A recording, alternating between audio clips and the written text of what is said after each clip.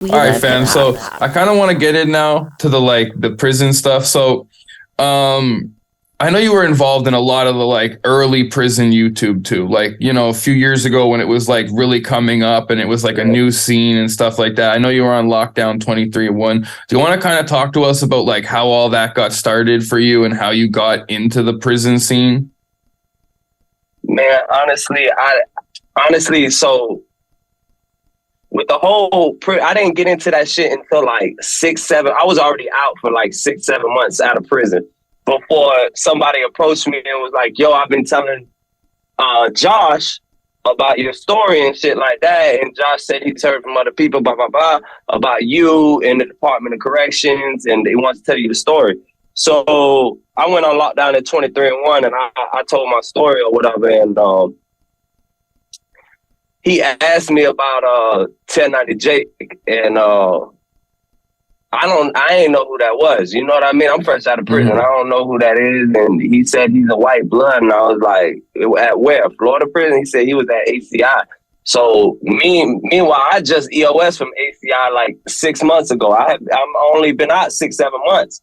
So I had just got out of ACI. So I ain't never seen a white blood at ACI. So I said it in the interview and it kind of sparked the beef or whatever through the comment section, through like his people or his fans that he had already built or whatever.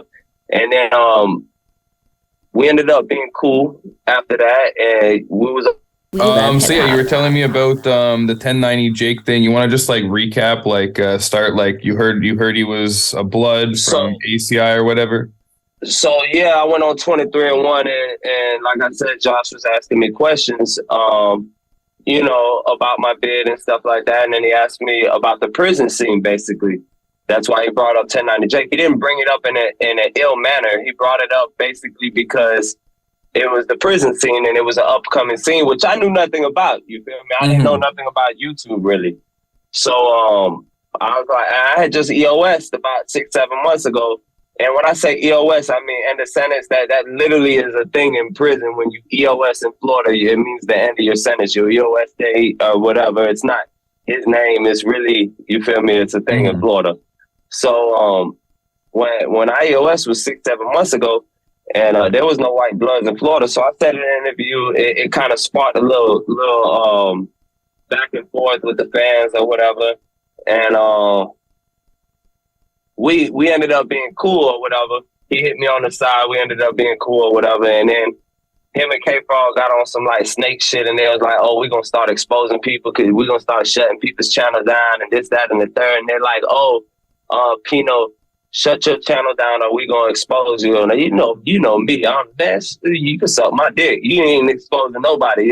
Excuse my language, but you ain't exposing nobody. What you talking about? So, he dropped paperwork. He's like, "Oh, he's a snitch, this, that, and the third." So I was already, you feel me, going up towards his way on some other shit. So when I had got up that way, I had took a little road trip and got up that way. And not a little road trip, it's a big road trip. It was about 30 hours. So when I got up that way or whatever, he knew I was in his city because I had posted a little Instagram selfie of myself in the city. He knew I was in the city. So we're talking about Boston, right?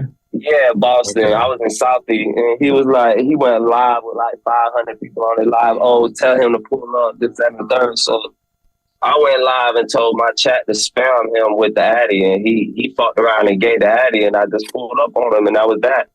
But that's how that whole shit popped off. Like, and then I guess I was big on the prison scene because like I felt like, I did the interview for a reason, you feel me? And people was telling me, that you could make a platform now. You've been on a big platform or whatever. So I had a lot of people in my ear. So I like, you know what? I'm going to go interview the people that I fuck with in everyday life, that I know in everyday life. So I was dropping interviews back to back. I was dropping interviews with Bloods, Crips, fucking homeless people, fucking active gangbangers, people non-active, people who went to prison. I was dropping interviews back to back. And I built a pretty big platform or whatever. I ended up on No Jumper, quite a few other platforms as well, besides like Lockdown 23-1 and No Jumper. But that's pretty much how I entered the prison scene. Like my first year or two into the prison scene, I didn't even realize I was a pretty big face on the prison scene. I didn't even realize that I was just doing me, honestly. Yeah, I mean, that's pretty crazy. I'll be honest with you. Like through all that drama, like I told you when we talked, I'm someone who watched a lot of the prison scene. So I've seen all that shit unfold, the shit that they happened with you. Like there was a minute before like you drop little clips and stuff at the end. Cause like from like the point of view of the fans, right? You had that whole shit where you guys were going back and forth.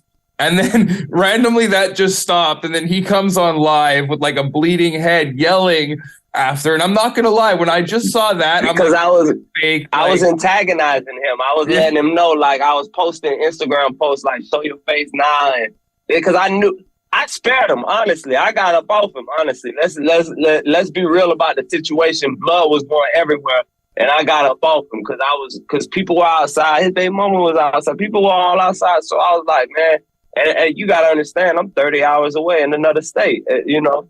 So, and I just got out of prison. So it was like, man, nah. I gotta go.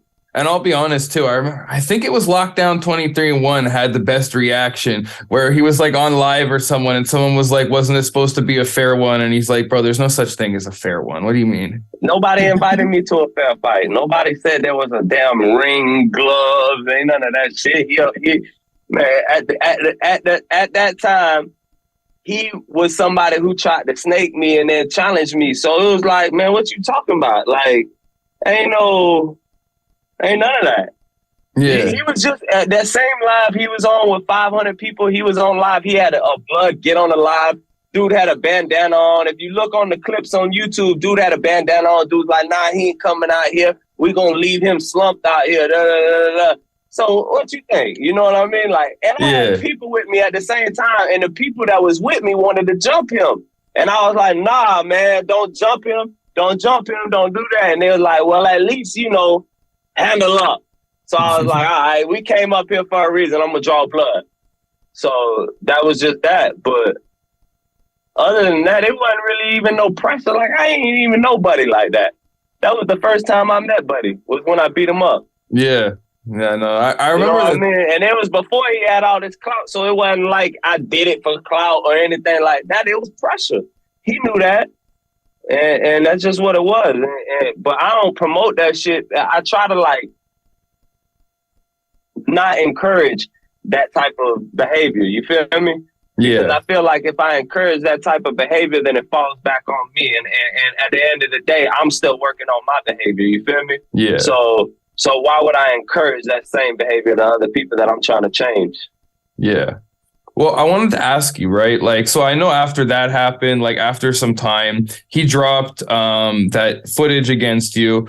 I know the footage he dropped was pretty cut up, right? Like people who don't really know about that stuff can miss cuts and stuff like that and watch something and think it's like straight footage.